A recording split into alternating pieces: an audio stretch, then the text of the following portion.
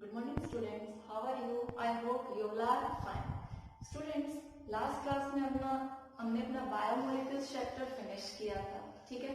सो आज हम अपने नए चैप्टर की स्टार्टिंग करने जा रहे हैं, that is P block elements, ठीक है? काफी इंपॉर्टेंट चैप्टर है ये for board exam point of view और competitive exam point of view, दोनों ही पॉइंट ऑफ व्यू से। सो हमें ये बहुत डीप स्टडी करनी है इस चैप्टर की। ये चैप्टर दिखने में कॉम्प्लिकेटेड दिखता है बट उतना कॉम्प्लिकेटेड है नहीं, ठीक है? ये chapter it is one of my favourite chapter. Generally P block elements, अगर कोई स्टूडेंट हर एक एलिमेंट का नेचर समझने लग गया कि कौन किसका बिहेवियर कैसा है, कौन किसके साथ कैसे रिएक्शन शो करता है, तो उसके लिए ये चैप्टर बहुत ही इजी चैप्टर है। उसको जस्ट एक बार रिवाइज करने की जरूरत है, दैट्स ऑल। सो मैं भी आप में वही इंटरेस्ट क्रिएट करने की कोशिश करूंगी और आपको जैसे जैसे हम पढ़ते जाए, जैसे जैसे मैं बताती जाऊँ, आपको उन पॉइंट्स को फॉलो करना है और उनको याद रखना है। जैसे हम अपने आसपास देखें, हम अपने फ्रेंड्स का देखो अगर नेचर समझ जाते हैं तो उसके साथ हमारी अंडरस्टैंडिंग बॉन्डिंग अच्छी हो जाती है। तो वैसे अगर हम इन सभी एलिमेंट्स का नेचर समझने लग गए तो हमें इस चैप्टर को पढ़ने में कोई दिक्कत नहीं आएगी, ठीक है? तो हम सबसे पहले यही समझेंगे कि इन एलिमेंट्स का बिहेवियर कैसा है, कौन कैसे क्या प्रॉपर्टी शो रखता है, कैसे रिएक्शन शो करता है, ठीक है? तो पी ब्लॉक एलिमेंट्स, ठीक है? पीरियडिक टेबल को आप बहुत अच्छे से जानते हो, 11th क्लास में हमने पीरियडिक क्लासिफिकेशन ऑफ एलिमेंट्स में पढ़ा था। पीरियडिक टेबल पूरी स्टडी करिए। पीरियडिक टेबल में 4 ब्लॉक्स होते हैं, S block, P block, D block and F block. As the name of the chapter indicate here is P block, so यहाँ पे हम ओनली क्या स्टडी करेंगे, P block elements, ठीक है? और ये सब डिटेल आप पढ़ चुके हो। P block एलिमेंट कौन से ग्रुप से कहां होते हैं? ग्रुप नंबर 13 to 18 ग्रुप तक होते हैं, ठीक है? मैं ग्रुप को जीपी लिख रही हूँ शॉर्ट में। अब देखो ग्रुप नंबर 13 to 18 टोटल कितने ग्रुप्स बने? 6 ग्रुप। कितने ग्रुप बने यहाँ पे? 6 ग्रुप। तो क्वेश्चन काफी बार आ जाता है कि इसमें 6 ग्रुप ही क्यों बने, ठीक है? तो इसका आंसर क्या होगा? बिकॉज जो पी ब्लॉक है, पी ऑर्बिटल में, पी सब ऑर्बिटल में कितने ऑर्बिटल्स होते हैं आपके? 3, और हर एक ऑर्बिटल में कितने इलेक्ट्रॉन्स आ सकते हैं? हर एक में 2 इलेक्ट्रॉन्स आ सकते हैं, ठीक है? तो मैक्सिमम कितने इलेक्ट्रॉन आए? 6। इसीलिए हमारे पी ग्रुप में कितने ग्रुप्स हैं आपके? 6 ग्रुप हैं, because P block maximum 6 electron अपने में अकोमोडेट कर सकती है, ठीक है? तो एक क्वेश्चन तो ये हो। फिर सेकंड क्वेश्चन क्या राइज होता है? हाँ, ठीक है, 13 to 18 पी ब्लॉक क्यों बोलते हैं, ठीक है? कि यहां से यहां तक हमने पी ब्लॉक क्यों बोला, उसका आंसर क्या होगा? वाई। अब क्या बोलोगे? Why these elements, जो आपने लिखा है question answer, by note down, why these elements are known as P block। बताओ, सोचो क्यों बोलते हैं, क्या रीजन है बोलने का? सिर्फ और सिर्फ एक रीजन है, because last electron enters into P sub shell. Students ध्यान देना, मैंने पी सब शेल लिखा, शेल नहीं लिखा। पी कोई शेल नहीं होती, सब शेल होती है, ठीक है? आप इन एलिमेंट्स की अगर इलेक्ट्रॉनिक कॉन्फ़िगरेशन लिखोगे तो जो लास्ट इलेक्ट्रॉन है, वैलेंस इलेक्ट्रॉन, वो कहां पर जाएगा? आपके P orbital, P sub orbitals में जाता है। इसीलिए ग्रुप नंबर 13 to 18 हम क्या बोलते हैं इनको? पी ब्लॉक एलिमेंट्स, ठीक है? तो ये तो भी हमारा जनरल इंट्रोडक्शन पी ब्लॉक का है। पी ब्लॉक से हम क्या समझते हैं, ठीक है? सो अब हम देखेंगे, एक सेकेंड,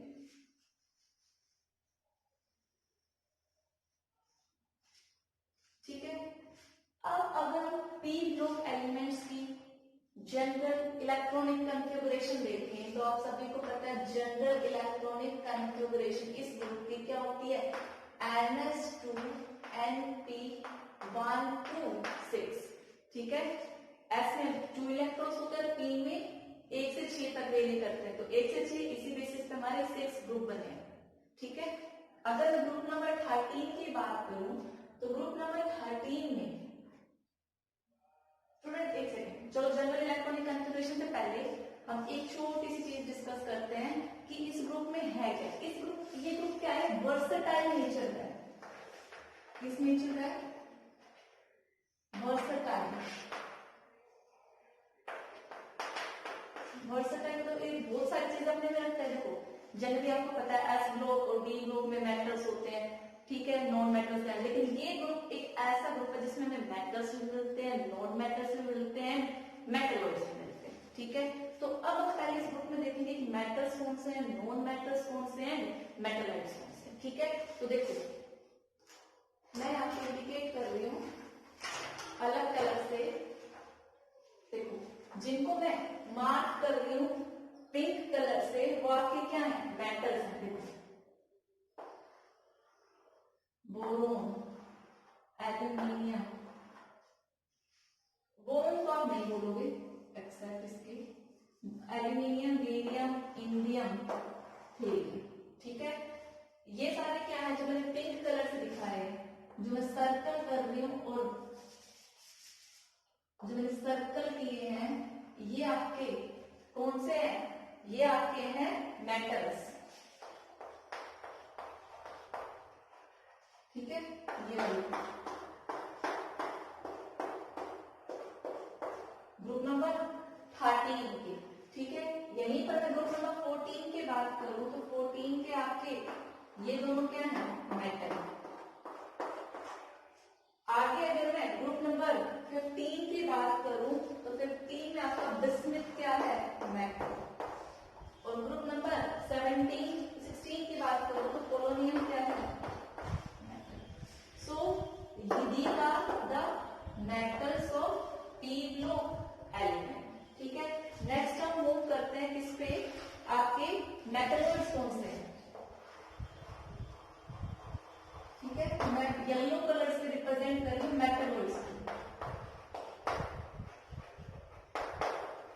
मैं इसको स्क्वायर से रिप्रेजेंट करती हूँ ताकि दोनों याद है, ठीक है। तो ग्रुप नंबर 14 में आपका सिलिकॉन, जर्मेनियम, ठीक है। अब बताओ ग्रुप नंबर 15 में आपका कौन सा होगा, सोचो, arsenic, antimony, selenium, tellurium, these are the known metals, ठीक है। और अब जो इंडिकेट मैंने नहीं किए, रेस्ट, जो बिना उसके हैं, रेस्ट आर नॉन मेटल्स, ठीक है। सो इस ग्रुप में आपके मेटल्स भी अवेलेबल हैं, नॉन मेटल्स भी अवेलेबल हैं और मेटलॉइड्स भी अवेलेबल, मेटल, ठीक है।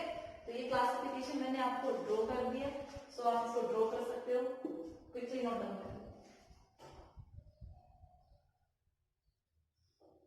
So now we move on electronic configuration, ठीक है।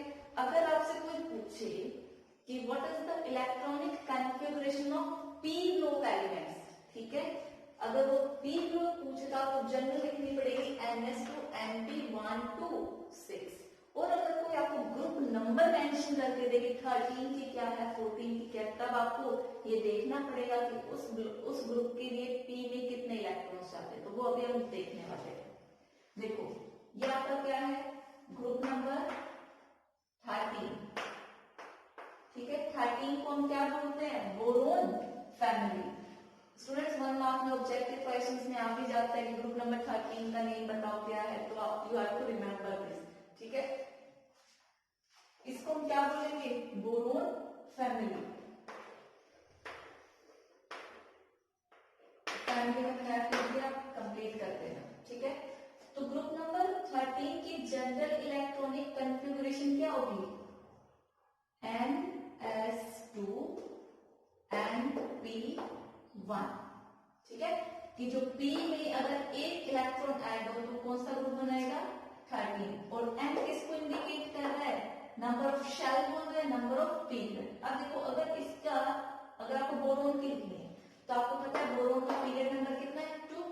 यहाँ पे क्या टू रख दो तो बोरोन की कॉन्फ़िगरेशन कितनी हो जाएगी 2s2 2p1। ऐसे ही एल्यूमिनियम में क्या हो जाएगी पीरियड नंबर 3 है तो 3s2 3p1 सो ठीक है। ग्रुप नंबर 14 को हम क्या बोलते हैं कार्बन फैमिली। कार्बन फैमिली तो कार्बन फैमिली की जनरल इलेक्ट्रॉनिक कॉन्फ़िगरेशन क्या होगी ns2 np। देखो एक इलेक्ट्रॉन में जब हम नेक्स्ट ग्रुप में मूव करते हैं एक इलेक्ट्रॉन ऐड अप होगा तो इसकी क्या होगी ns2 np2। सेम वही n यहाँ पर क्या इंडिकेट कर रहा है आपका पीरियड नंबर। तो कार्बन की period number 2 general electronic configuration group number 14 की क्या है ns2 np2। ये सारे आप डिटेल्स क्लास 11th में second chapter structure of atom में कवर अप कर चुके। मैं तो जस्ट आपको रिवाइज करवा रही हूँ ठीक है। तो कार्बन की क्या होगी 2s2 2p2, सिलिकॉन की 3s2 3p2 and so on ठीक है। This one is the group number 15 that is nitrogen family. अच्छा कोई मुझे नाइट्रोजन फैमिली का अनदर नेम बता सकता है कि नाइट्रोजन फैमिली को हम क्या बोलते हैं। नाइट्रोजन फैमिली है एक अनदर नेम और है जिसको हम क्या बोलते हैं पिनाकोजेंस। पिनाकोजेंस ठीक है। पिनाको वर्ड का यहाँ पे क्या होता है पिनाको वर्ड का मतलब होता है सफोकेशन ठीक है। और जल्स का मतलब प्रोड्यूसिंग या फॉर्मिंग। तो ये ग्रुप जनरली सफोकेशन प्रोड्यूस करते हैं इसलिए इसको पिनाकोजेंस बोलते हैं। इसके अगर जनरल इलेक्ट्रॉनिक कॉन्फ़िगरेशन की बात करें तो क्या होगा यहाँ तक p2 था नेक्स्ट में p3 ns2 np3 ठीक है। Next one is group number 16 that is known as oxygen family. अब ऑक्सीजन फैमिली है इसे अनदर नेम और भी है क्या है चैल्कोजेंस। क्या है चैल्कोजेंस ठीक है। यहाँ पे अगर मैं चैल्को वर्ड का मतलब देखूं चैल्को वर्ड का मतलब होता है और जेंस का मतलब फॉर्मिंग ठीक है। इट मीन्स ये ग्रुप और बनाता है। सो इसका नेम क्या है इस ग्रुप का जनरल नेम चैल्कोजेंस। और इसकी इलेक्ट्रॉनिक कॉन्फ़िगरेशन की बात करें यहाँ पे p3 हो चुका था तो यहाँ पे क्या होगा ns2 np4। ग्रुप नंबर 17 क्या बोलते हैं हैलोजेंस। ग्रुप नंबर 17 का नेम क्या है हैलोजेंस। हेलो वर्ड का मतलब क्या होता है सोल्ट। आप नोट डाउन कर लेना यहाँ स्पेस नहीं है। हेलो वर्ड का मतलब क्या है सोल्ट और जेंस का मतलब क्या है फॉर्मिंग। तो ये ग्रुप जनरली सोल्ट्स बनाता है ठीक है। सोल्ट्स में आपके हैलोजेंस प्रेजेंट होते हैं तो सोल्ट फॉर्मिंग इसका नेचर और इसका क्या बोले हैलोजेंस। इसके इलेक्ट्रॉनिक कॉन्फ़िगरेशन की बात करें तो क्या होगा ns2 np5 ठीक है। अब group now move on group number 18। Group number 18 में हीलियम है जो पीरियड नंबर 1 का है तो हीलियम के लिए तो कॉन्फ़िगरेशन क्या होगी 1s2। बट ग्रुप नंबर 2 से बात करें तो जनरल इलेक्ट्रॉनिक कॉन्फ़िगरेशन क्या होगी ns2 np6। ग्रुप नंबर 18 को हम क्या बोलते हैं नोबल गैसेस। नोबल गैसेस ठीक है। नोबल गैसेस मतलब इनर्ट गैसेस और इनका एक अनदर नेम और भी है क्या एरोजेंस। एरोजेंस का एरो वर्ड का मतलब वही है इनर्ट इन नेचर ठीक है। ये सारी इनर्ट होती है ज्यादा रिएक्टिव नहीं होती। तो that's all for about electronic configuration of p block elements ठीक है। हमने क्या देखा p block elements group number 13 to 18 है। अब आप लोग ग्रुप नंबर 13 एंड 14 कहाँ पढ़ चुके हैं ये दोनों boron family carbon family class 11 में ठीक है। 12th में हम मूव करेंगे कहाँ से क्या पढ़ेंगे हम 15 to 18 ठीक है। और ग्रुप नंबर 15 आपका इस ईयर सीबीएसई ने दोबारा रीएड कर दिया ठीक है। तो अब हम स्टार्ट करने वाले हैं फ्रॉम ग्रुप नंबर था 15 to 18। अगर आप चाहो तो इससे पहले आप अपने क्लास 11 की ग्रुप नोटबुक से या बुक से आप ग्रुप नंबर 13 और 14 रिवाइज कर सकते हो, और एक पीरियडिक प्रॉपर्टीज वाला चैप्टर, ठीक है, ताकि आपको बेसिक नॉलेज हो जाए पीरियडिक टेबल की। वैसे मैं जब भी कोई नई डेफिनेशन या रिवाइज में आपको टाइम टू टाइम करवाती रहूंगी कि हमने ये वाला चीज 11th क्लास में देखी, इसका मतलब क्या था, ठीक है। तो टेंशन वाली कोई बात नहीं है, ठीक है। तो पहले आप ये वाली चीजें नोट डाउन करिए।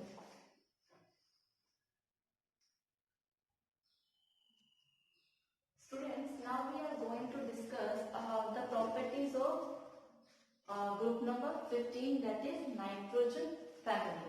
नाइट्रोजन फैमिली में हम ये तो देख चुके कि नाइट्रोजन फैमिली को हम क्या बोलते हैं, पिनाकोजेंस भी बोलते हैं। पिनाकोजेंस मतलब सफोकेशन प्रोड्यूसिंग, ठीक है। अब देखो ये आपका nitrogen, phosphorus, arsenic, antimony and bismuth, ठीक है। अब इनका पहले नेचर देखें।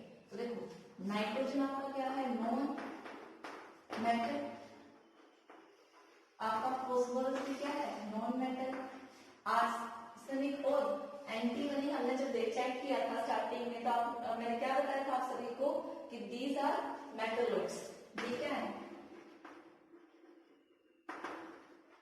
और ये भी क्या आपका मेटलोइड है।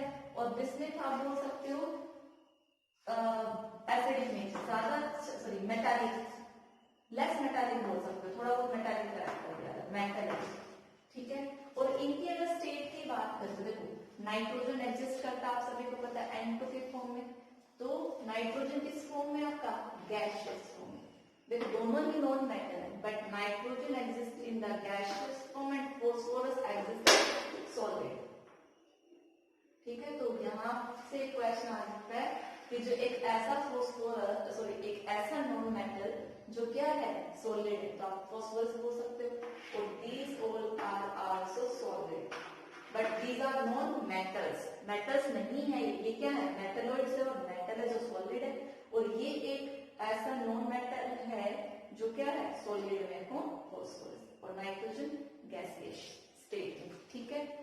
अगर पहले ये नोट डाउन करो, इसके बाद देखो मैं आपको बताने वाली हूँ एक नई प्रॉपर्टी, रब करती हूँ इसको मैं, ठीक है। एक नई प्रॉपर्टी, आपने इलेक्ट्रोनेगेटिविटी तो सुना होगा, तो हम सबसे पहले डिस्कस करें electro negativity.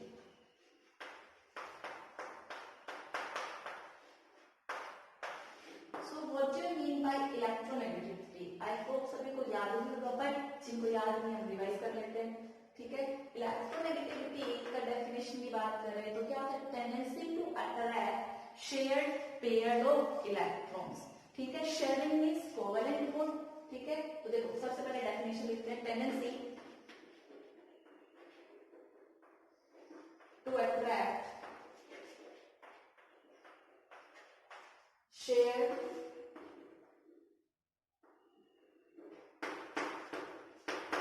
Pair of electrons, ठीक है। उस टेंडेंसी को हम क्या बोलते हैं, इलेक्ट्रोनेगेटिविटी। सपोज करो आपका ये ए और बी है, मैं बोल रही हूँ, अब शेयरिंग है, इट मींस कौन सा बॉन्ड है, कोवेलेंट बॉन्ड है। शेयरिंग से आप सबको पता है कौन सा बॉन्ड बनता है, कोवेलेंट। अब ए और बी में से जिसकी ताकत ज्यादा होगी, जो स्ट्रॉन्ग होगा, जो अपनी तरफ खींचने की टेंडेंसी रखेगा, वो इलेक्ट्रॉन्स को अपनी तरफ शिफ्ट कर लेगा। सपोज करो बी की ज्यादा इलेक्ट्रोनेगेटिविटी थी, तो उसने देखो गेन नहीं करेगा, मैं कह रही टेंडेंसी टू अट्रैक्ट, सिर्फ अट्रैक्ट किया है अपनी तरफ। तो इलेक्ट्रॉन सेंटर में ना रह के बी की तरफ मूव कर गए, तो इसका क्या मतलब, स्लाइटली नेगेटिव चार्ज, और इसमें इससे दूर चले तो स्लाइटली पॉजिटिव। मैंने कंप्लीट नहीं बोला, ठीक है, या ध्यान से देखना।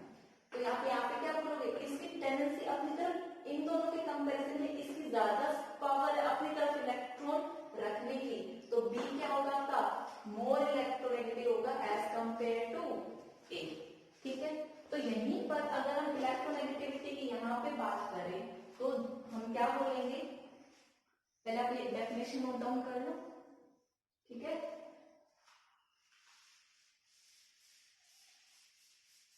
तो इलेक्ट्रोनेगेटिविटी अगर हम इस ग्रुप में देखें तो इलेक्ट्रोनेगेटिविटी क्या होगी, इलेक्ट्रोनेगेटिविटी का ऑर्डर क्या होगा, इलेक्ट्रोनेगेटिविटी। देखो डाउन द ग्रुप आप क्या बोलोगे, देखो बताओ, डाउन द ग्रुप आप आते हो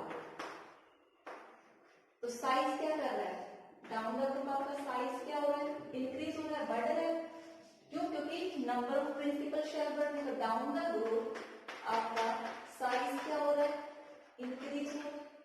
ठीक है, तो आपका सपोज करो ये नाइट्रोजन का साइज छोटा ऐसे मूव करता है, साइज इंक्रीज करता हुआ है। तो अब ये बताओ अट्रैक्शन किसमें ज्यादा होगी, ये आपको पता है इलेक्ट्रॉन का साइज ज्यादा बढ़ गया तो न्यूक्लियस जो है बाहर वाले इलेक्ट्रॉन को अच्छे से अट्रैक्ट नहीं कर पाएगा। तो डाउन द ग्रुप क्या हो गया, अट्रैक्शन पावर डिक्रीज हो गई। तो ये बताओ जिसका बड़ा साइज होगा क्या वो अट्रैक्ट करेगा शेयर्ड पेयर ऑफ इलेक्ट्रॉन्स को? नहीं। ठीक है, क्योंकि अट्रैक्शन क्या हो गई, कम हो गई due to increase in size. और जो जितना छोटा होता है, जो जितना आपको छोटा मिलेगा उसका इलेक्ट्रॉन का न्यूक्लियस के साथ अट्रैक्शन ज्यादा होगा, जो जितना बड़ा होगा उतना ही अट्रैक्शन वीक होगा। ठीक है, तो साइज इंक्रीज होने से क्या होता है, अट्रैक्शन इंक्रीज होगी, और अट्रैक्शन इंक्रीज होने से साइज इंक्रीज होने से अट्रैक्शन क्या होगी, डिक्रीज, और अट्रैक्शन डिक्रीज हो गई तो इलेक्ट्रोनेगेटिविटी भी क्या होगी आपकी, डिक्रीज होगी। ठीक है, तो इनडायरेक्टली आप क्या बोल सकते हो कि जो इलेक्ट्रोनेगेटिविटी है, इलेक्ट्रोनेगेटिविटी बताओ साइज के डायरेक्टली प्रोपोर्शनल है या इनवर्सली? इनवर्सली, साइज बढ़ेगा तो इलेक्ट्रोनेगेटिविटी कम, और साइज छोटा तो इलेक्ट्रोनेगेटिविटी ज्यादा। Electronegativity is inversely proportional to size. ठीक है, अब देखो मैं आपको न्यूमेरिकल वैल्यू दे रही हूँ इलेक्ट्रोनेगेटिविटी की, बट आपको याद रखने की जरूरत नहीं है, वो जस्ट एक डाटा मैं आपको दे रही हूँ। ठीक है, तो नाइट्रोजन की इलेक्ट्रोनेगेटिविटी होती है 3.0, फॉस्फोरस की आपकी होती है 2.18। ठीक है, आर्सेनिक की होती है आपकी 2.1, एंटीमनी की आपकी होती है 2.0, और आपकी इसकी कितनी होगी 1.9। तो these are the electronegativity value of nitrogen, phosphorus, arsenic, antimony and bismuth. This is all about the electronegativity. First note down this, then we move on next topic. Students, our next topic is atomic size. ठीक है, वैसे electronegativity से पहले discuss करना चाहिए था मुझे, but कोई बात नहीं, हम यहीं पे डिस्कस कर लेते हैं। एटॉमिक साइज, ठीक है, एटॉमिक साइज आपसे कोई डिफाइन करने को बोले तो क्या होती है atomic size? The distance from the centre of nucleus to the outermost shell. ठीक है, कि जो आप बोल सकते हो जहां तक इलेक्ट्रॉन का इंफ्लुएंस है वहां से लेकर और न्यूक्लियस तक के डिस्टेंस को आप क्या बोलते हो? Atomic size. ठीक है, अब देखो हमें स्टडी करना है एटॉमिक साइज ग्रुप नंबर 15 का। अगर हम इसको कंपेयर करें ग्रुप नंबर 14, ठीक है, ग्रुप नंबर 14 आपका क्या था? Carbon family. तो कार्बन से जब आप इधर आते हो तो साइज क्या करता है? डिक्रीज करता है। तो आप क्या बोलोगे? ग्रुप नंबर 14 के कंपैरिजन में ग्रुप नंबर 15 का साइज क्या है? छोटा है। ये ऑर्डर किसका है? ये साइज का ऑर्डर है। ग्रुप नंबर 14 का साइज क्या है? बड़ा है, और ग्रुप नंबर 15 का साइज छोटा है। ठीक है, ये तो आपको पता है किसकी वजह से? Due to increase in effective nuclear charge. इसका रीजन क्या है? इसका साइज छोटा क्यों है? क्योंकि जब आप लेफ्ट टू राइट मूव करते हो तो न्यूक्लियर चार्ज क्या करता है? Increase, due to increase in effective nuclear charge.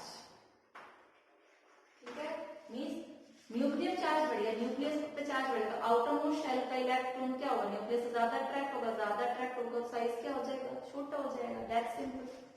ठीक है, अब ये तो बात हो गई लेफ्ट टू राइट। अब सिर्फ हम किसकी बात करें? ग्रुप नंबर 15 की बात करें। तो ग्रुप नंबर 15 में क्या होगा? देखो, जब आप ग्रुप नंबर 15 में आते, सेकंड पीरियड है, इसमें कितनी शेल्स होंगी? 2 शेल्स होंगी। थर्ड पीरियड है, 3 shell. Fourth period 4 shell. 5 period 5 shell, 6 shell, ठीक है। जो नंबर ऑफ पीरियड है वो क्या इंडिकेट करता है, नंबर ऑफ प्रिंसिपल शेल। तो अगर ग्रुप नंबर 15 की बात करो तो जब आप डाउन द ग्रुप मूव करते हो, on moving down the group,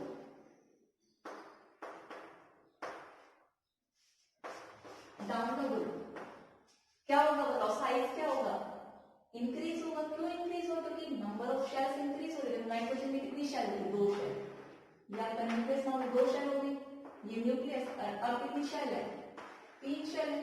तो देखो नंबर इंक्रीज हो गया तो साइज तो इंक्रीज होगा, ठीक है। तो on moving down the group size increase. क्यों इंक्रीज हुआ, इसका रीजन क्या है, because of introduction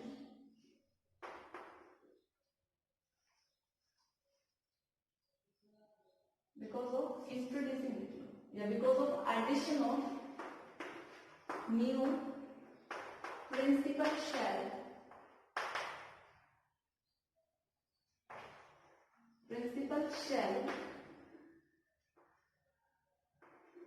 at each level।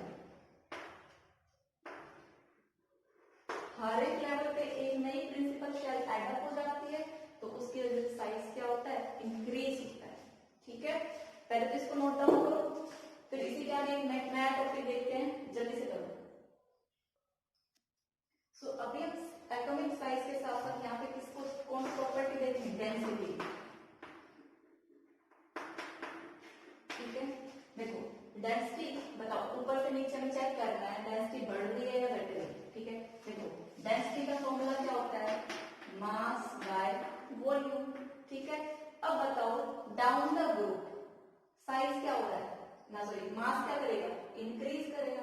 Mass increase करेगा तो डेंसिटी भी क्या होगी, इंक्रीज होगी। तो आप लिख सकते हो डेंसिटी में कि जब आप ऊपर से नीचे मूव करते हो, on moving down the group density जो है वो क्या करेगी, इंक्रीज करेगी, ठीक है। आई होप सभी को एटॉमिक साइज, डेंसिटी और जो पहले इलेक्ट्रोनेगेटिविटी किया थे, तीनों चीजें क्लियर हो गई होंगी। Note down. Our next property is ionization energy, ठीक है। हम आयोनाइजेशन एनर्जी भी बोलते हैं, आयोनाइजेशन एंथैल्पी भी बोलते हैं, ठीक है। अब आयोनाइजेशन एनर्जी की डेफिनेशन याद होगी, क्लास में बहुत बार याद करो कि आप लोगों ने रटी होगी, जिसको नहीं समझ में आया रट ली होगी, ठीक है। बट हम समझते हैं क्या होती है ionisation energy.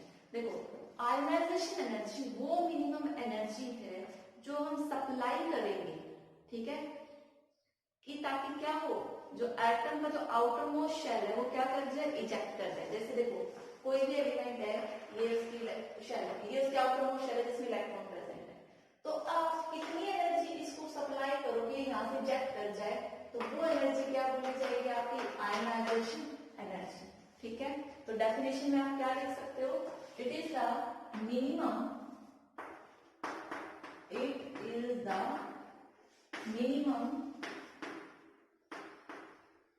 amount of energy required to, देखो वो एनर्जी मिनिमम चाहिए हमें क्या करने के लिए, टू इजेक्ट इलेक्ट्रॉन, कहां से, आउटर मोस्ट शेल से, फ्रॉम आउटर मोस्ट शेल, किसकी, वो आइसोलेटेड गैसियस स्टेट एटम की, ठीक है।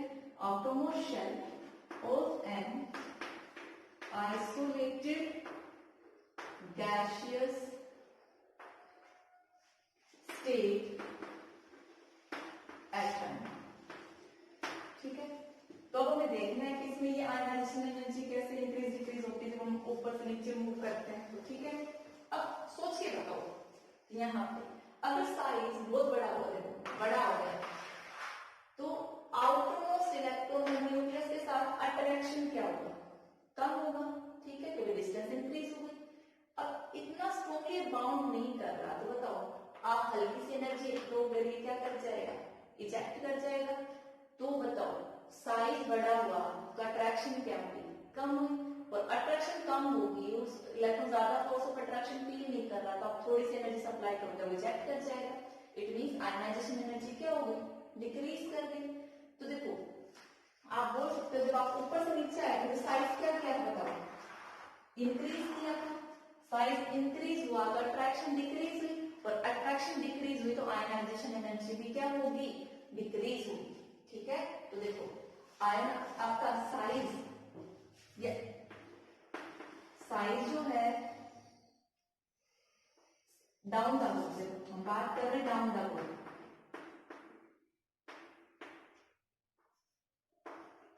डाउन द रोड, बताओ साइज क्या होता है, इंक्रीज होता है, ऊपर से नीचे साइज बड़ा होता जा रहा है, साइज बड़ा हो रहा है तो आपके अट्रैक्शन क्या हो गई,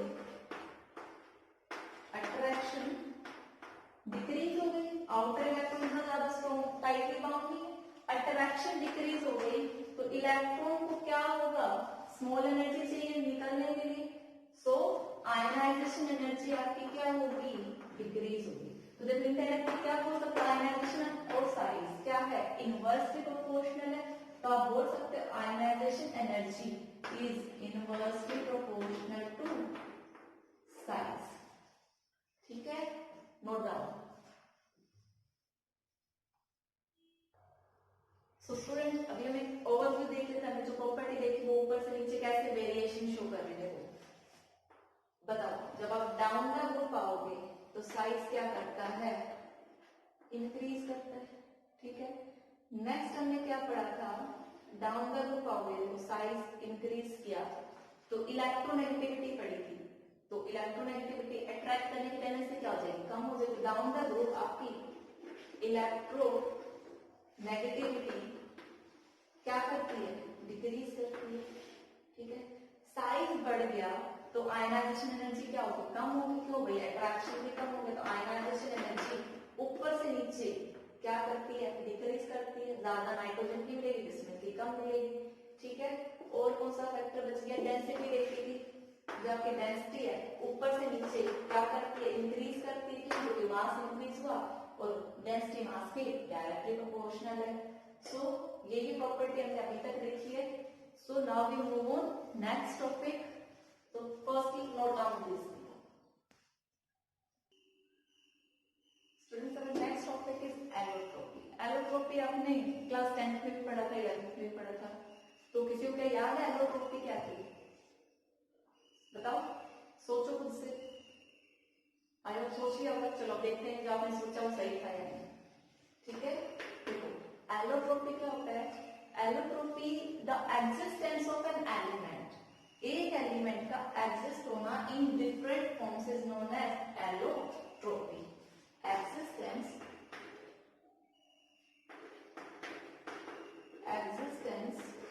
of an element in different forms is known as allotropy, and that different forms are known as allotropes. I hope clear होगा। जैसे हमने कार्बन था, diamond, graphite, Flores 10th class में 3 पढ़े थे, तो तीनों में क्या था, आपका कार्बन प्रेजेंट था लेकिन वो अलग अलग फॉर्म्स थी। ठीक है, डायमंड, ग्रेफाइट एंड फ्लोरेस। तो वही हम इस ब्लॉक में इस ग्रुप में देखेंगे कि कौन कौन एलोट्रोप शो करता है, कौन कौन नहीं करता। स्टूडेंट्स वेरी इंपोर्टेंट, आपका ये जो नाइट्रोजन है और बिस्मिथ है ये एलोट्रोप शो नहीं करते, बाकी ये तीनों क्या करते हैं, एलोट्रोप्स शो करते हैं। तो आप बोल सकते हैं यहाँ पे nitrogen and bismuth do not show allotropy, very important है। Nitrogen and bismuth do not show allotropy। ठीक है, तो ये तो इनकी बात हो गई। अब हम बात करते हैं फॉस्फोरस की, आर्सेनिक की और एंटी की। ये कौन कौन से एलोट्रोप शो करते हैं। ठीक है, देखो फॉस्फोरस आपके 3 एलोट्रोप्स बनाता है, white phosphorus, red phosphorus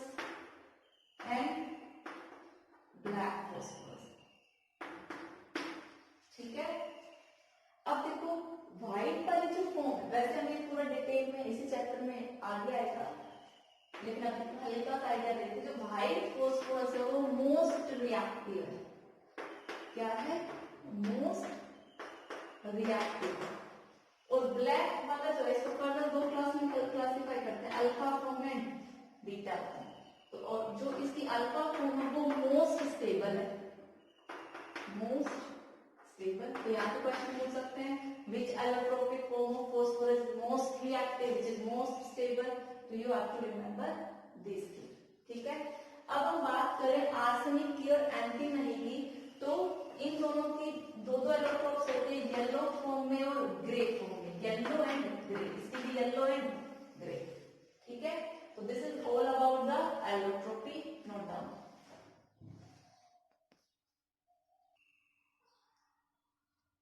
students our next topic is melting point। melting point का मतलब सभी को पता है, सॉलिड स्टेट कन्वर्ट होता है किसमें, लिक्विड स्टेट में मेल्ट कर जाता है, जिसका टेम्परेचर आपका ये ट्रांजिशन होता है, उसी को क्या बोलते हैं, मेल्टिंग पॉइंट। तो हमने देखो स्टार्टिंग में देखा था नाइट्रोजन क्या गैसियस फॉर्म में, तो देखो गैसियस फॉर्म का तो मेल्टिंग पॉइंट तो वैसे ही बहुत कम होगा, ठीक है। सो जनरल ट्रेंड क्या है, मेल्टिंग पॉइंट जो है वो डाउन द रूट क्या होता है, इंक्रीज करता है। वो यहाँ से आएगा तो डाउन द रूट क्या करेगा, मेल्टिंग पॉइंट इंक्रीज करेगा, ठीक है। कि नाइट्रोजन से ज्यादा फोस्फोरस का, फोस्फोरस से ज्यादा आर्सेनिक का। अब होना चाहिए था क्या, एंटीमनी का ज्यादा, लेकिन ये जो इंक्रीज है यहाँ पे क्या हो जाता है, रिवर्स। यहाँ पे जब हम मूव करते हैं एसडी से बीआई पे, तो मेल्टिंग पॉइंट क्या कर जाता है, डिक्रीज। यहाँ पे वेरिएशन है, ठीक है। ऐसे इंक्रीज आ रहा था, हमारा इंक्रीज होना चाहिए था टॉप टू बॉटम, ठीक है। तो सबसे कम नाइट्रोजन, फोस्फोरस, फिर ज्यादा फोस्फोरस का, फिर आर्सेनिक, फिर एंटीमनी, फिर बिस्मिथ होना चाहिए, लेकिन ये रिवर्स हो जाता है, बिस्मिथ का कम हो जाता है, एंटीमनी का ज्यादा हो जाता है।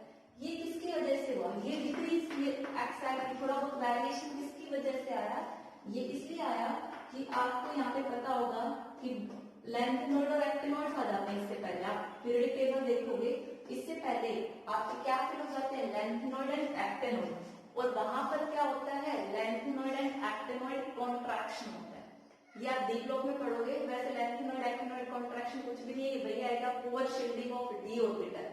पुअर शील्डिंग की वजह से एंटीमनी और बिस्मिथ का क्या हो जाता है, साइज ऑलमोस्ट बराबर हो जाता है, ठीक है। साइज इंक्रीज होना चाहिए था क्योंकि प्रिंसिपल शेल बड़ी, लेकिन ड्यू टू साइज सिमिलर हुआ किसकी वजह से, due to D block and F block elements, ठीक है। जो पुअर शील्डिंग करते हैं तो साइज बढ़ने की वजह क्या हो जाता है, घट जाता है। तो ये जो मेल्टिंग पॉइंट में वेरिएशन आया वो यहाँ पे आया, बाकी तो top to bottom melting point क्या होगा, इंक्रीज करेगा। यहीं पर अगर हम बॉइलिंग पॉइंट की बात करें तो बॉइलिंग पॉइंट तो डाउनवर्ड रूट, ऊपर से नीचे क्या करेगा, इंक्रीज करेगा। आप देख सकते हो boiling point increase from top to bottom, ठीक है, नोट डाउन।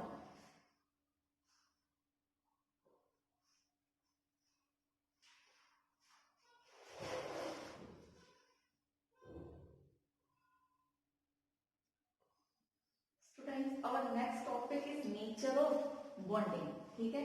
कि बॉन्डिंग का नेचर कैसा है। बॉन्डिंग के नेचर में हम सबसे पहला पॉइंट डिस्कस कर रहे हैं बॉन्ड स्ट्रेंथ, ठीक है। देखो आपको पता है कि आप सिंगल बॉन्ड बनेगा या डबल बॉन्ड बनेगा या ट्रिपल बॉन्ड बनेगा, ठीक है। तो आपको पता है बॉन्ड स्ट्रेंथ क्या होता है कि कितनी एनर्जी आप सप्लाई कर रहे हो बॉन्ड को तोड़ने के लिए, ठीक है। तो आपको पता है बॉन्ड स्ट्रेंथ सबसे ज्यादा किसकी होती है, ट्रिपल बॉन्ड की, फिर डबल बॉन्ड की, और फिर सिंगल बॉन्ड की, ठीक है। नहीं सिंगल बॉन्ड इतना स्ट्रॉन्ग है तो जितना ट्रिपल बॉन्ड स्ट्रॉन्ग होता है। एग्जाम्पल के आप देख सकते हो, आप एक स्टिक लो, फिर आप एक बार दो स्टिक कंबाइन करके लो, और एक बार तीन, और एक एक करके तोड़ो, किसमें ज्यादा दम लगेगा, ट्रिपल वाले में, तीन स्टिक वाले में। तो सेम कंसेप्ट है यहाँ पे, ठीक है।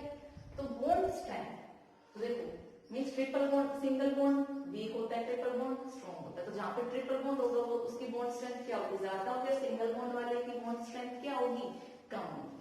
तो हम यहीं पर देखते हैं नाइट्रोजन, फॉस्फोरस,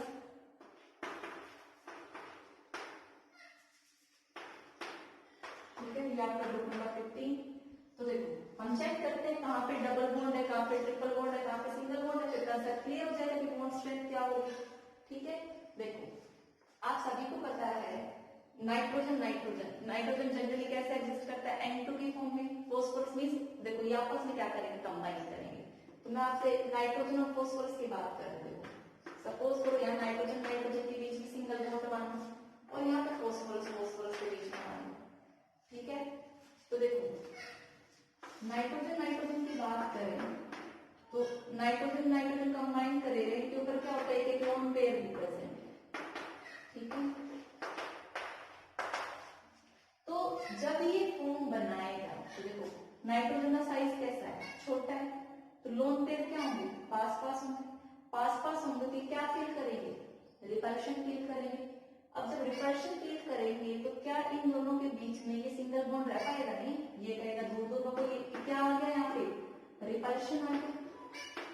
क्यों, तो देखो नाइट्रोजन क्या है, स्मॉल साइज है तो थोड़ा पास पास में, और उनके ऊपर लोन पेयर है, लोन पेयर में क्या होगा, रिपल्शन होगा, रिपल्शन आए तो दूर दूर बढ़ गई, दूर दूर जाएंगे तो ये बॉन्ड क्या होगा, रिपल्शन की वजह से, ड्यू टू रिपल्शन, देखो सबसे पहले तो ड्यू टू स्मॉल साइज और नाइट्रोजन स्मॉल साइज की वजह से क्या फील कर रहे हैं, रिपल्शन फील कर रहे हैं।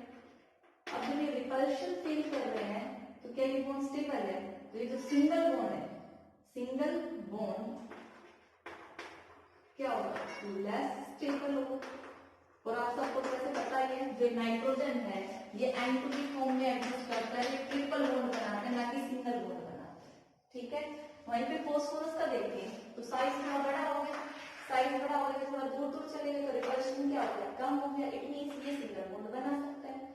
और डाउन द ग्रुप आ रहा है तो साइज देखो और बढ़ता जा रहा है, थोड़ा दूर दूर जा रहे हैं, तो डाउन द ग्रुप क्या हो रहा है, आपका लोन पेयर के बीच में रिपल्शन डिक्रीज होता है, जिससे जो स्टेबिलिटी है किसकी बढ़ती जा रही है, सिंगल बॉन्ड की। अब सिंगल बॉन्ड बन रहा है तो आपको पता है बॉन्ड स्ट्रेंथ तो किसकी ज्यादा है, ट्रिपल बॉन्ड की, सिंगल बॉन्ड की क्या है, कम है। तो बताओ बॉन्ड स्ट्रेंथ ऊपर से नीचे इंक्रीज हो रही है, डिक्रीज हो रही है, सोचो। देखो क्वेश्चन में क्या बोल रही हूँ, ये तो नोट कर लिया होगा आप सबने।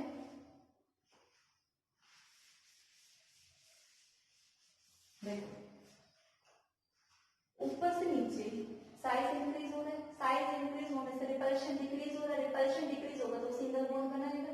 अब सिंगल बॉन्ड बनेगा तो बॉन्ड स्ट्रेंथ क्या होगी, वीक होगी। तो आप क्या बोल सकते हो, bond strength decrease down the, ऊपर से नीचे आने पे बॉन्ड स्ट्रेंथ डिक्रीज होती है। देखो आप देखोगे नाइट्रोजन N2 की फॉर्म में एग्जिस्ट करता है, वो बनाता है, जो फॉस्फोरस एक P4 एग्जिस्ट करता है, और सारे क्या होते हैं, सिंगल बॉन्ड होते हैं। तो ट्रिपल से काम हो कर रहा है वो सिंगल पे, और सिंगल की बॉन्ड स्ट्रेंथ क्या होती है, कम, तो down the group bond strength क्या हो रही है आपकी, डिक्रीज कर रही है। काफी इंपोर्टेंट पॉइंट है, यहीं पे एक क्वेश्चन आता है, मैं वो एक्सप्लेन करूंगी, पहले इतना बताऊं। स्टूडेंट्स देखो क्वेश्चन आता है, by single nitrogen nitrogen bond is weaker then phosphorus phosphorus single bond, ठीक है। क्यों होता है, देखो मींस देखो नाइट्रोजन के अगर इलेक्ट्रॉनिक कॉन्फ़िगरेशन लिखो क्या होगी, 1s2 2s2 2p 3 इलेक्ट्रॉन है, px py pz एक इलेक्ट्रॉन है, तो सिंगल बॉन्ड करेंगे तो मींस एक के साथ ओवरलैपिंग होगी, तो देखो नाइट्रोजन नाइट्रोजन इसके p ऑर्बिटल इसके साथ किया तो सिंगल बॉन्ड बन गया, ठीक है। तो ये कौन सी है, ये 2p है, तो मैं ऐसे दिखा रही हूँ, ठीक है। ये नाइट्रोजन का साइज था, इन्होंने p ऑर्बिटल में क्या कर दिया, अपना सिंगल बॉन्ड बना दिया, और इनका लोन पेयर के बाकी दो बचे हुए, ठीक है। अब देखो साइज अगर छोटा है तो ये क्या फील करेगा, रिपल्शन। इसमें क्यों साइज छोटा किसकी वजह से क्यों, क्योंकि 2p, तो यहाँ पे क्या फील करेगा, रिपल्शन फील करेगा, ठीक है। पहले समझ लो बाद में लिखेंगे, ठीक है। वहीं पे फॉस्फोरस की बात करें, फॉस्फोरस थर्ड पीरियड का है, इसमें कौन सी ऑर्बिटल होगी, 3p होंगी। देखो 2p की कंपैरिजन में 3p क्या है, बड़ी है, लार्ज है, तो साइज बड़ा होगा, तो साइज बड़ा होगा थोड़ा दूर दूर होगा, तो इनके लोन पेयर में जो रिपल्शन होगा वो क्या होगा, कम होगा। रिपल्शन कम होगा तो इनके बीच में जो बॉन्ड बना हुआ होगा वो ब्रेक इजिली नहीं होगा, तो क्या होगा, स्ट्रॉन्ग बॉन्ड होगा, ठीक है। तो ये सबने समझ लिया होगा, तो मैं इसका आंसर अभी प्रॉपर तरीके से लिखवाती हूँ। आप लिखो, because of small size of nitrogen, because of small size of nitrogen. Nitrogen में कौन सी ली है हमने, 2p ली थी, ठीक है, 2p होती है because of small size of nitrogen it feels more repulsion, it feels more repulsion as compared to phosphorus. That's why nitrogen single bond is weak and phosphorus single bond is strong. ठीक है, तो ये बात हो गई bond strength and nature of bonding.